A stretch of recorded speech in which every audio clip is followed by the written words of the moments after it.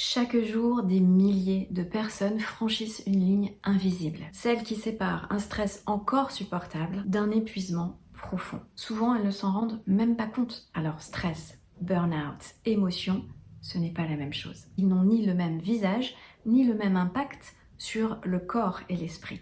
Aujourd'hui, nous allons apprendre à les écouter, à reconnaître leurs signes et à leur faire de la place avant qu'ils ne finissent par hurler. Commençons par le stress.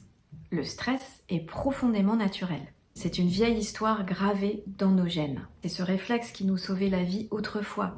Fuir un prédateur, courir, chasser, survivre. Lorsque le cerveau perçoit une menace ou un défi, il active ce programme archaïque. Le cœur s'accélère, les muscles se tendent, l'adrénaline et le cortisol montent et vous préparent à agir, à décider, à performer.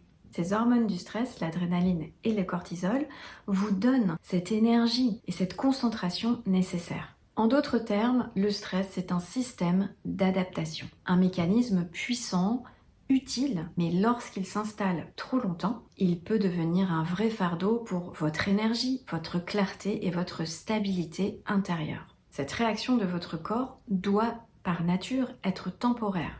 Comme l'explique le biologiste et le neuroscientifique Robert Sapolsky, les humains ne sont pas faits pour gérer un stress constant. Nos systèmes biologiques s'usent lorsque le stress devient permanent. Votre organisme est conçu pour affronter un stress ponctuel et retrouver son équilibre. Le problème, c'est que trop de personnes aujourd'hui ne sortent plus de cet état d'alerte. Le cerveau reste réglé comme sur une alerte continue. Le cortisol est beaucoup trop élevé dans le corps et ne redescend plus. Et aujourd'hui, une menace n'est plus le rugissement d'un ours à la lisière d'une forêt. Mais c'est le bip de votre téléphone à 23h, le message urgent qui débarque un dimanche et qui vous fait bondir plus vite qu'un mammouth affamé, une to-do list infinie, un collègue trop exigeant, et ça pique peut-être encore plus qu'une lance de silex. Car notre cerveau, lui, ne fait pas la différence. Il continue à déclencher des hormones de stress comme si sa survie était en jeu. Résultat, le sommeil se fragmente, l'irritabilité monte et ce sentiment de vide et de manque s'installe peu à peu, même après une nuit complète de repos. Et c'est là que le burn-out peut s'installer. Ce n'est plus une réaction ponctuelle, c'est une usure. Le corps ne récupère plus et le mental ne sait plus se mettre sur pause. Mais le burn-out n'est pas qu'une question de charge de travail. Il naît souvent d'un cocktail bien plus subtil. Surcharge, perfectionnisme, manque de reconnaissance, difficulté à poser des limites et absence de soutien. Et au-delà de tout cela, il y a un facteur clé, nos émotions. Les émotions sont nos messagères. La colère dit « mes limites sont franchies ». La peur dit « j'ai besoin de sécurité ». La tristesse, je dois lâcher quelque chose. Et la joie dit, voici ce qui a du sens pour moi. Quand nous ignorons ces messages, nous nous coupons de nos besoins fondamentaux. Et nous continuons à avancer, à produire, à répondre aux attentes, alors que notre corps et notre esprit réclament un arrêt. Et cette déconnexion entre nos émotions, notre esprit et notre corps est ce qui conduit au burn-out. Car nos émotions sont un régulateur naturel qui s'éteint.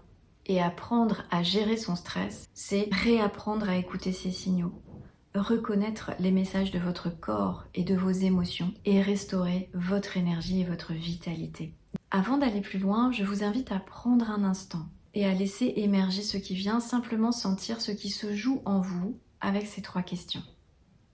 Avez-vous la sensation que votre énergie se vide plus vite qu'elle ne peut se reconstituer ? Votre mental reste-t-il actif alors que tout est calme autour de vous? Et enfin, êtes-vous motivé à retrouver votre énergie, votre alignement et votre sérénité intérieure en vous accordant sincèrement le droit d'être vous-même? Si l'une de ces 3 questions résonne en vous, c'est certainement que votre corps vous signale un besoin de réalignement, un espace pour respirer, pour se recentrer, pour retrouver son équilibre.